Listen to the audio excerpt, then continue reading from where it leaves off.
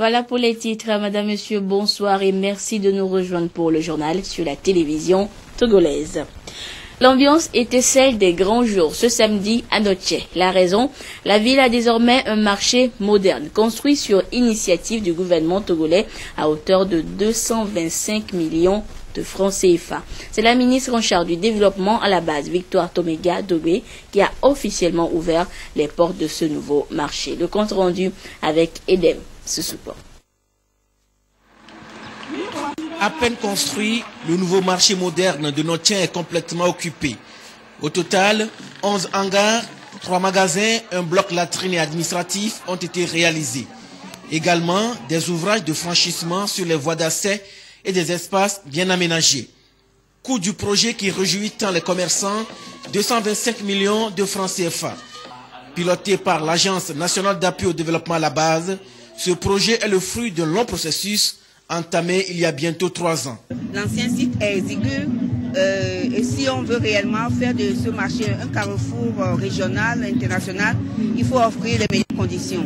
Et c'est une réponse que nous apportons à la population de la préfecture de Gao. Ce qu'il faut noter, c'est que c'est financé sur des ressources de la présidence de la République et qui a compris que c'est un besoin urgent, c'est un besoin pressant pour la population.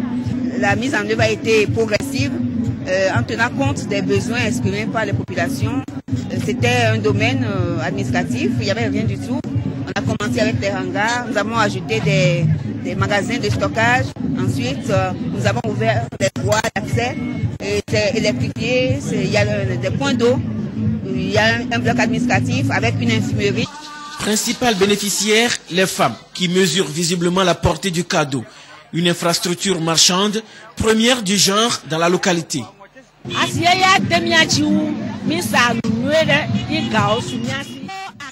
Ici, on a beaucoup d'espace. Le marché s'anime bien. Nous remercions beaucoup le donateur, le président Fort. C'est un marché qui bat son plein que la ministre Victoire Dogbe et ses collègues de la promotion de la femme et du sport ont découvert. Après la remise solennelle du marché par la ministre en charge du développement à la base, sa gestion est confiée à la communauté à travers ses autorités locales qui veilleront à sa pérennisation. Avant cette inauguration, près de 20 communautés venues de 19 préfectures du Togo ont signé avec le ministère du Développement à la base une convention. Et la dite convention va permettre à ces communautés de bénéficier de financement des micro-projets. Et c'est un projet piloté par ANADEB, entendez, Agence nationale d'appui au développement à la base. C'était toujours ce matin à Noche. Nous retrouvons Edem Sussupo. Sur leur propre demande, 29 communautés de 19 préfectures du Togo vont sous peu bénéficier des infrastructures sociales de base. Ici, représentées par leurs préfets et comités de développement à la base, ces localités vont abriter de micro-projets diversifiés. Il sera construit 45 salles de classe équipées de 1320 tables bancs, 23 blocs latrines, 2 unités de soins périphériques, 32 hangars de marché, 5 magasins, 3 forages, 3 maisons des jeunes, soit un total de 131 unités d'infrastructure pour un montant de plus d'1 milliard de francs CFA. Et ce que nous recherchons dans le processus, c'est que la communauté doit être prête pour participer, pour contribuer. En général, les contributions sont d'ordre de 5 ou 10%, ça dépend des ouvrages. Et ces contributions passent par le remblai, la petite main-d'œuvre locale, ou bien le puisage d'eau, ou alors une action qui montre que la communauté s'engage et qu'elle s'implique dans le processus de la mise en place de ces infrastructures-là. C'est des ouvrages qui coûtent cher et nous tenons à ce que les ressources qui sont engagées soient gérées dans la plus grande transparence et que les ressources mises en œuvre contribuent réellement à la mise en place de ces infrastructures-là. Et pour nous, c'est important. Aujourd'hui, vous avez vu la convention a porté sur un montant de 1 milliard 700 millions à peu près. Ali Ouro Akoriko a parcouru plus de 350 km pour venir décrocher à Noche un projet en faveur des jeunes de sa localité. Comment dans la région centrale? Nous avons déjà signé la convention en 2013 avec la construction du marché de mon canton de Kouma. Et pour cette année, c'est la construction d'un centre des jeunes que je viens de signer avec le préfet et le responsable des jeunes. Le centre des jeunes serait construit juste à l'entrée de Sokodé, juste à la nouvelle gare routière que nous allons construire le centre des jeunes. Donc ce centre va nous permettre chaque fois d'accueillir des réunions d'information et de formation pour la population. Le programme de soutien aux micro-projets communautaires se poursuit, occasion de rappeler aux bénéficiaires que de leur sérieux dans les différentes étapes du processus de réalisation et d'entretien des ouvrages dépendra l'engagement du chef de l'État à les accompagner davantage. Autre actualité du moment, la maladie à virus Ebola. On en parle toujours car elle s'étend et fait de nouvelles victimes en Afrique occidentale. Le nouveau bilan de l'Organisation mondiale de la santé, OMS, fait état de 1427 morts sur 2615 cas recensés. Le Togo est épargné, mais les opérations de sensibilisation se poursuivent et s'intensifient. Mais la grande interrogation est ce que retiennent les populations des zones rurales de ces campagnes. Yves Agbevivi a tendu son micro à certains habitants de la région des Plateaux. Regardez. Découverte en 1976 dans la forêt équatoriale près d'un cours d'eau nommé Ebola, d'où elle tirera son nom, la fièvre hémorragique à virus Ebola a fait plus de 1000 victimes dans le monde depuis sa réapparition en Afrique de l'Ouest en janvier 2014. Partout dans le monde, le mal provoque la peur et la mobilisation. Après la campagne médiatique et la tournée de sensibilisation initiée par les autorités togolaises dans les 5 régions du pays, que comprennent les Togolais des zones rurales de cette maladie? Nous sommes à Sada, une zone rurale au nord-est d'Atakpamé, où certains Togolais nous ont dit ce qu'ils en savent. La maladie n'est pas encore au Togo.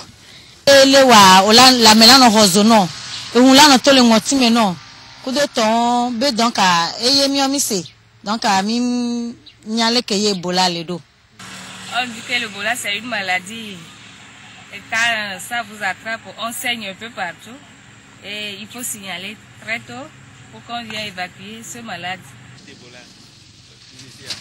Non, moi,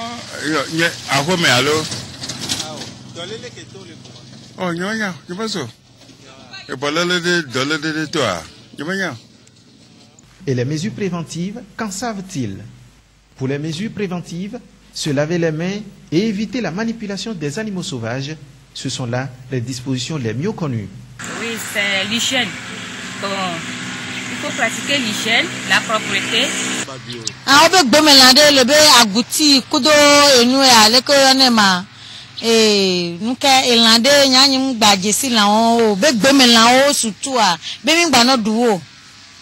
On va éviter de manger les animaux les animaux sauvages. Si quelqu'un est atteint de maladie, on ne va pas la toucher.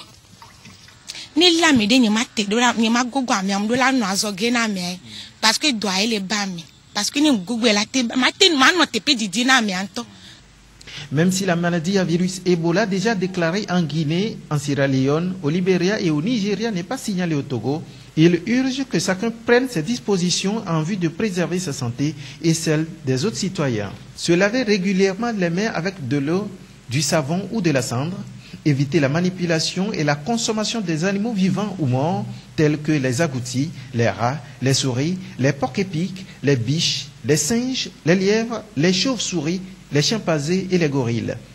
Comment se manifeste la maladie? Une diarrhée sanglante, selles noires, saignement du nez, de la peau, des gencives ou tout autre endroit du corps, des urines, crachats et vomissements contenant du sang. Pour tout cas suspect, un numéro vert est mis à la disposition des populations, un numéro gratuit, le 111. Et santé toujours à l'initiative de l'Association pour le développement de Sioux. Les médecins de Doufelgou ont participé les 15 et 16 août dernier à des actions médicales foraines gratuites au profit des populations de Sioux et des cantons voisins. Des consultations en médecine générale et spécialisée ont été faites pour soulager ces populations de plusieurs cas de pathologies diagnostiquées, à l'instar de l'hypertension artérielle et des ulcères. Lucassi, Nathalie Panégué. Près de 1500 patients souffrant de toutes pathologies confondues ont été consultés durant 2 jours par une vingtaine de médecins et agents de santé de Doufelgou. Plusieurs pathologies ont été diagnostiquées au cours de cette campagne nationale foraine gratuite initiée par l'Association pour le développement de Sioux. Outre ces cas, d'autres maladies non transmissibles ont été recensées chez beaucoup de patients. Principalement, les pathologies que j'ai eu à rencontrer, il y a beaucoup d'ulcères gastro-duodénal, il y a beaucoup qui s'en plaignent. À part les ulcères gastro-duodénal, l'hypertension artérielle que nous avons eu à rencontrer. Les populations de Sioux et des cantons avoisinants se sont mobilisées pour ces opérations foraines malgré la pluie. Elles se sont réjouies de l'initiative de l'Association pour le développement de Sioux. Je suis venue me faire consulter et on m'a donné les produits contre la tension et je suis fière, je suis contente. En venant aider nous, les démunis, ceux qui souffrent, est un trésor.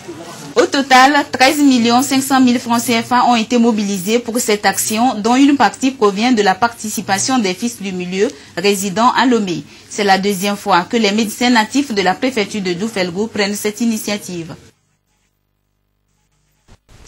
Je vous donne maintenant lecture de ce communiqué conjoint du ministre des Travaux publics et des Transports et celui de la Sécurité et de la Protection civile.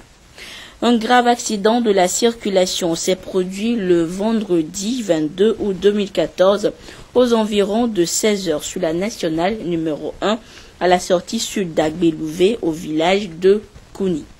Un véhicule remorque immatriculé TG 7006 AN TG 2998 AC transportant du ciment en direction d'Atakpamé A pour des raisons non encore élucidées quittait sa voie pour entrer violemment en collision avec un minibus de 15 places venant dans le sens contraire et à bord duquel se trouvaient des passagers. Les deux véhicules se sont retrouvés dans le ravin. Le Titan s'est renversé sur le minibus, ce qui a entraîné l'incendie des 10 engins. Les services de secours, avec l'assistance des entreprises des travaux publics, notamment Togo Carrière et Seco BTP, ont réussi à éteindre le feu et à dégager le camion. Cet événement malheureux et très meurtrier a occasionné d'importants dégâts humains et matériels. Aucun survivant n'a été jusqu'ici retrouvé parmi les passagers du minibus. 11 corps calcinés ont été retrouvés et déposés à la morgue de Tchévier. Les investigations se poursuivent pour identifier le minibus et retrouver les familles des passagers défunts. Les ministres des Travaux publics et des Transports et de la Sécurité et de la Protection civile appellent une fois encore l'ensemble des usagers à plus de prudence pour éviter ces genres d'hécatombes sur nos routes. Ils présentent au nom du gouvernement leurs condoléances les plus attristées aux familles éplorées. La suite de ce journal à présent, le mouvement des jeunes pour la popularisation de la bonne gouvernance, dit la majorité silencieuse, a invité ses membres de la région maritime à une université de vacances. Mobilisation et échange sur les stratégies à définir pour un soutien efficace au parti UNIR dans l'optique de l'échéance présidentielle de 2015. C'est l'objectif de ces retrouvailles qui ont ouvert leurs portes ce matin à Tchévier. Adolphe Paca.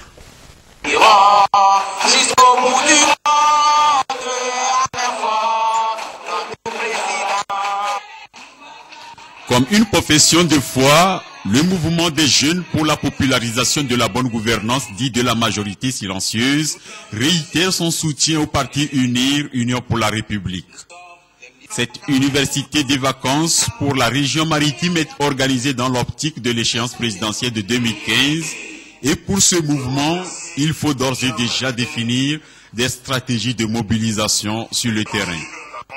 La stratégie consiste à voir dans chaque localité quelle position adopter, quel mouvement peut-on mener pour convaincre les gens, pour faire comprendre aux gens les initiatives que le chef de l'État est en train de mettre en place.